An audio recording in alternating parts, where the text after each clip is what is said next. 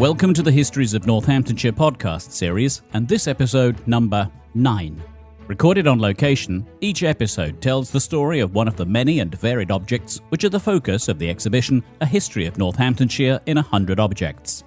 The exhibition runs at the Northampton Museum and Art Gallery between the 20th of September 2025 and February 2026.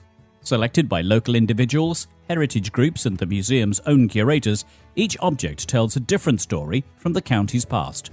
And so, to our guest for this episode. My name is Jill Birrell. I'm one of the curators here at Northampton Museum and Art Gallery. I've worked here for about 3 years, and my role here as a generic curator is very varied. So we care for, look after, research and answer questions about every aspect of our collections, from the oldest geology specimens right up to social history, which may have happened yesterday. Jill, great to have you on the podcast series. Thank you for joining me. What is the object we're interested in right now? The object is a Neolithic Adze, very similar to an axe head. It is made of stone.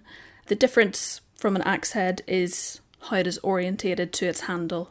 So an axe head is parallel, the blade runs in parallel to the handle and allows you to swing and chop down things like trees. An adze is orientated at a right angle to the handle, so that allows you to scrape wood, to till the soil, different uses basically. So it's not so much a cutting tool as more like a hoe that you'd find in a garden. That's right, yes. So it could have been used as a hoe for agriculture, for weeding the soil, preparing the soil, digging ditches, and also for shaping wood, planing it, handheld woodworking, that sort of thing. We know it's from Denmark. I'm not an archaeology specialist, but we have had some prehistoric specialists take a look at the adze and have confirmed that it's from Denmark. So it's the type of stone we know has come from that region. So who would have been likely to bring this adze in? Would it have been the same person who used it, or are we talking about someone who'd imported adzes and was trading in them? It's a very good question. Really, we don't know for sure. What we'd quite like it to be is that it came over at the time. So during the Neolithic in Britain, there were factories in Britain creating axes and adze, and also all over Europe. So axes that were made of prized stone or were particularly of high quality were traded back and forth between Britain and the rest of mainland Europe. I'm fascinated by the notion of a factory back into this era. There was somebody whose whole job was to make agricultural tools, and it was done on a factory, almost on an industrial basis. Yes, absolutely. So the Neolithic Age is known for its farming revolution, really, and I suppose that's the first form of industrialisation. To do that, they needed to be able to clear the land of trees, work the soil, to be able to plant it and to farm reliably. So a lot of these tools were made. Hundreds of thousands of these tools have been found in Europe, and they know areas in Britain where the stone was mined and where they created lots of axes, both for use here and also in Europe. Jill, what were the circumstances under which this adze came to light? How was it found? So it's quite an unusual find because it was found by itself. This adze was found in Jackson's Lane in Wellingborough. It was only about 6 inches deep into the soil in orchard land. This was in the 50s. But it was a real shock, a surprise, and it made the news at the time, the Chronicle and Echo. Close to the surface of the ground, and you say it was significant because it was on its own? Yes, so what I mean is there was no substantial excavation works going on, so quite often we find these archaeological finds as part of housing development or extracting gravel, that sort of thing, excavation on a larger scale, but this was just in orchard land, in someone's garden effectively. So if it was so close to the surface of the ground, is it possible that it had just been forgotten and then was just covered over the march of time, or was it buried? Well, absolutely. So both are possibilities. We'd quite like it to have been from the time, but it's possible that also it was brought over later.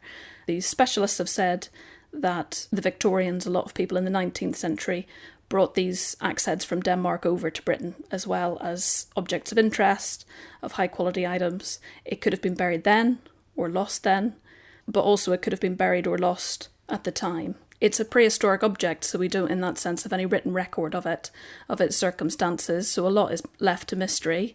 In both scenarios, we can think that it's been buried for a special reason. So in Denmark and in other places in Europe, a lot of these axe heads were buried for what we think was a ritual purpose. So they were buried in caches together. They may have been an offering or sort of a tax to the land that they've taken the resource from. So it may have been buried for some sort of religious reason. It was the only axe head that they could find in our collections that was definitely from the continent. So we did have specialists go and have a look to see what we had to sort of tell that story of trade, and this was the only example they could find. What do we know about Neolithic communities in what we now call Wellingborough, but obviously there wouldn't have been a Wellingborough in the Neolithic area? What do we know about settlements and communities from that era? There are certainly settlements throughout Northampton. So one was excavated in the 70s at Chalk Lane, so it's up near the train station. And one of the most significant Neolithic sites is at Briar Hill in Northampton. The ditches there have evidence of reuse, so we can say that it was used for 1500 years. Quite a lot of these have been done in advance of housing development. So really our understanding is patchy, where we get, I suppose, permission or have a reason to carry out archaeological work. So it could be a builder's tool, it could be a farmer's tool, or it could be a souvenir from somebody's travels. Yes, absolutely. Certainly when it was originally made, it would have been a farmer's tool. That's really the story of the Neolithic people. They invented farming, had all of these new ideas, new resources, new tools. So that would have been its original use and purpose. But since then, who knows what sort of journey it's been on. Why should this item be in the exhibition? I think for me, the fantastic thing about this item is that you can look and see something that is really so old.